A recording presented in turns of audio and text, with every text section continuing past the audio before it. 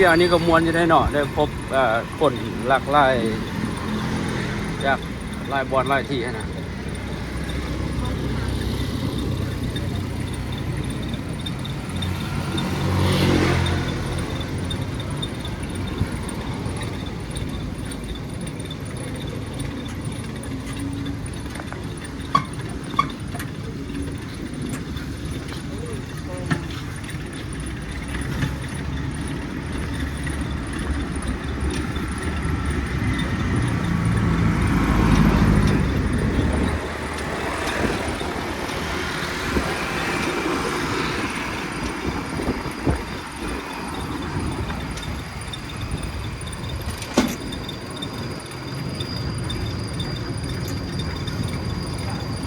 โอ้ขันยางในบ่อ้อมไก่วันนี้เนาะ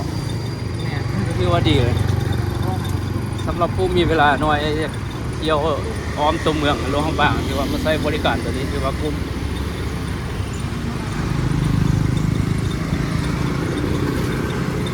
ถ้าว่าอยากเบิ่งอยากสุ่มตัวเมืองซื้อนี่ที่ว่าใช้บริการที่ว่าคุ้มเกินคุ้มแม่นบ่ เวลาน้อยแต่แบบเลาะอ้อมจอดตรงบนหลักๆเลย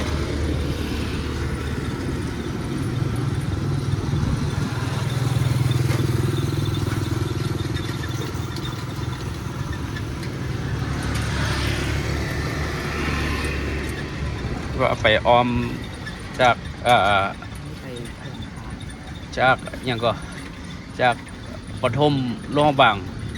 จากปฐมโรงพยาบาลไปเสียงทองลงแคมป์คลองออกมาทางโฮเสียง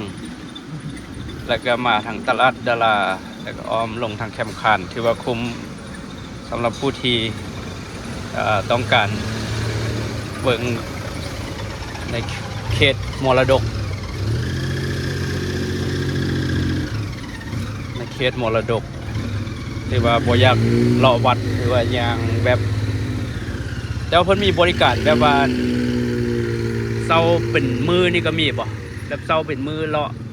จอดแล้วก็รอท่านี่บ่มีบ่อ๋อมีแต่ขี่อ้อมแบบนี้มันบ่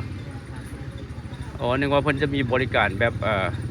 โลส่งแต่ละวัดแต่ละอันนั้นแล้วก็ท่าครับแบบเซาเป็นรายวันหั่นนะโอ๊ตรอท้าแต่ละบอล10 นาที10 นาทีนบ่รอท่านี่จะได้ที่แต่ว่าเราไปส่งเราเวลากลับเราอ๋อจะได้เป็น10 นาที10 นาที10 นาทีเพิ่นบ่มีบริการแบบเซาเป็นมื้อบ่มีเนาะราคาแพ็กเกจเป็นมื้อนี่บ่มีเนาะแต่ว่ามีบริการแบบขี่เลาะอย่างเดียว10 นาทีรอท่าให้ไปส่งไปส่งโอ้สมมติเจ้าไปส่งอยู่เชียงทองเจ้าก็ต้องได้กลับไปเอาอีก10 นาทีจะกลับไปเอาสิบ่โอ้เขารอท่าเลยก็บ่ดีกว่าว่าจะได้ส่งงานที่เราไปส่ง10 นาทีเนาะมาแล้วก็สมมติแค่อยากขี่ขึ้นแค่โทรหาได้ไปส่งซื้อคันว่าเจ้าสิใช้บริการก็โทรอีกคันว่าบ่ใช้บริการอะไรก็แล้ว30 นาทีเราพาเราดูแบบนี้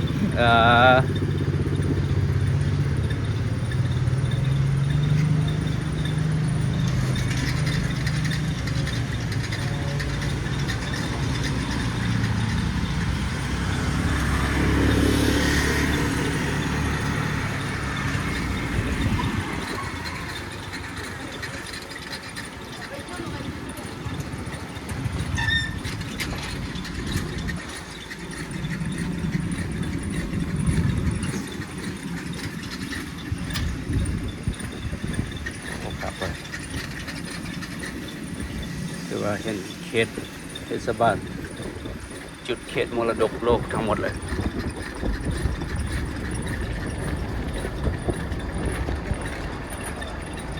เจ้าซื้ออีกก็พุทธมันพุทธเอาโอ้ซื้อนิด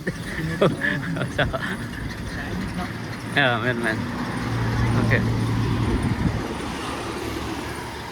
ที่ว่าตัวนี้มันมีบริการตัวนั้นก็แม่นั่นรถเขาจะเซาคือกันวะตัวนั้นเรียกว่ารถโฮงแฮมนั่นจด ใส่ทุ่งใส่ก็ได้รถนั้น บ่รถอันตุกๆหั่นน่ะ อ๋อคือเราที่หรอ เออ น่าจะเป็นรถบริการ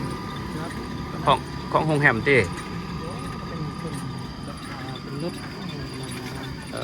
อ คือรถเข้ามารับยางแบบไปใส่เนี่ยนะเข้าไปส่ง เออ